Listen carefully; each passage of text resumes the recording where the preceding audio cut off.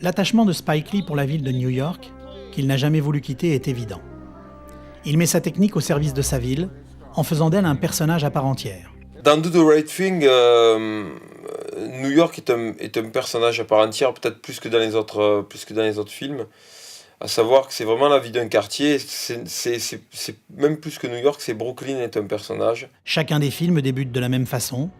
La caméra, située en hauteur, filme en plongée, puis descend petit à petit, jusqu'à se retrouver au sol, dans New York, qu'elle ne quittera plus.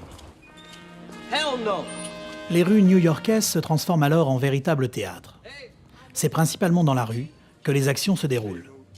Cela se retrouve surtout dans Do the Right Thing, mais aussi dans Summer of Sam, où tous les meurtres ont lieu dans les rues du quartier. Les décors choisis par Spike Lee caractérisent également les personnages. Dans Summer of Sam, par exemple, la bande de Vinny se retrouve toujours dans la même impasse qui symbolise l'avenir noir qui les attend.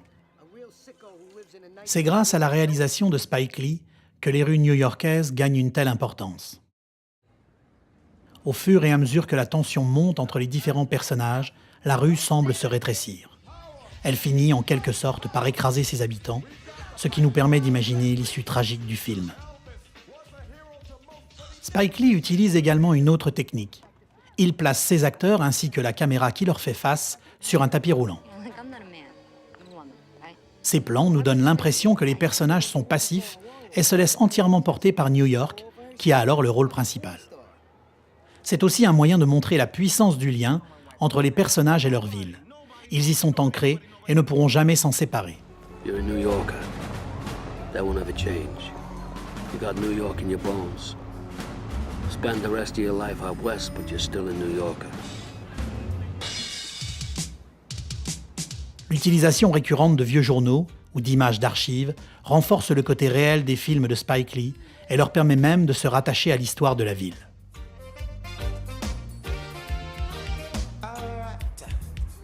Spike Lee a été au centre de nombreuses polémiques. Il a souvent été qualifié de pro-noir. Ses propos ont été jugés trop virulents, voire racistes, et il a même été accusé de pousser la population noire à se révolter face aux autres communautés. Dans Jungle Fever, les propos de Spike Lee semblaient avoir évolué.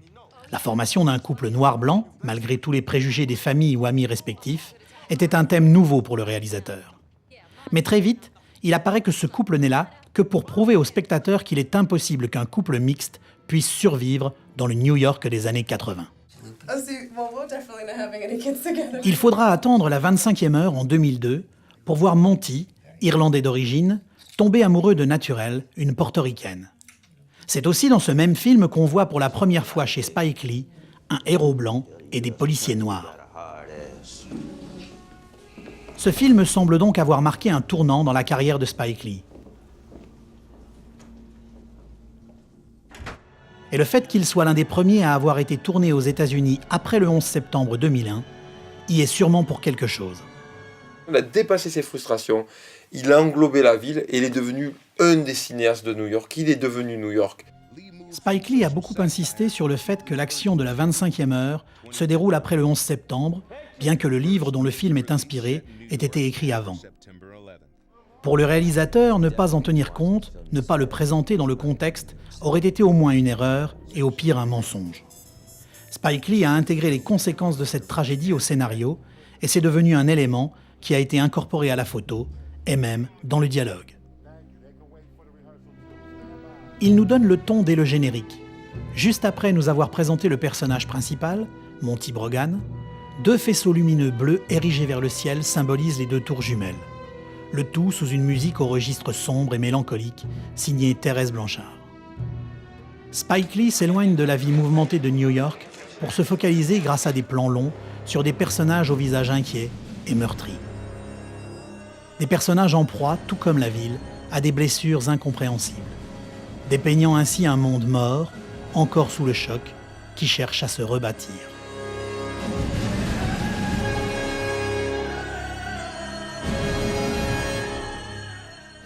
Peut-être le fait de montrer Grand Zéro comme ça, c'est peut-être la cicatrice que lui partage avec énormément de New-Yorkais.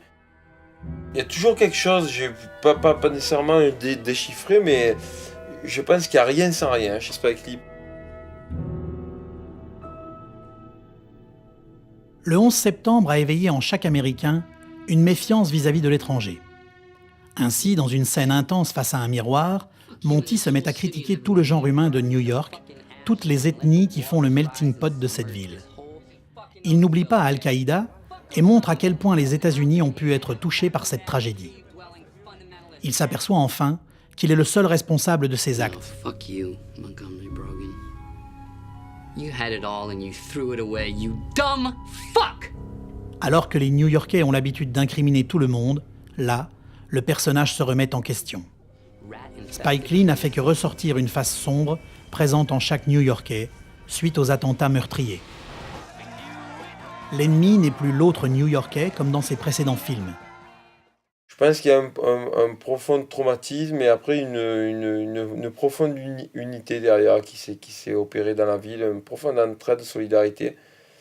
Et là où les New-Yorkais se calculaient peut-être pas trop, où c'était vraiment la ville ce que les New-Yorkais appellent le do or die, marche ou crève, il y a un état d'esprit beaucoup plus européen, dans le bon sens du terme.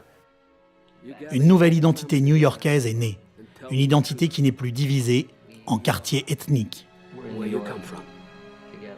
Bon, symboliquement, oui, il peut avoir effectivement le sentiment d'avoir une appartenance commune en ayant vécu de très près cet événement considérable. Bon.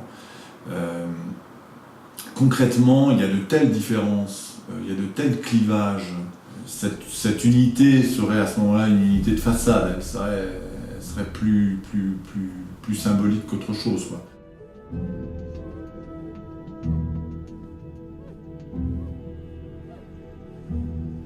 On sent qu'il y a deux postures.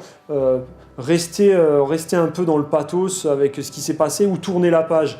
Et la musique de Terence Blanchard, je trouve qu'elle est vraiment porteuse à la fois de mélancolie, de douleur, quoi, et en même temps, elle est porteuse d'espoir aussi.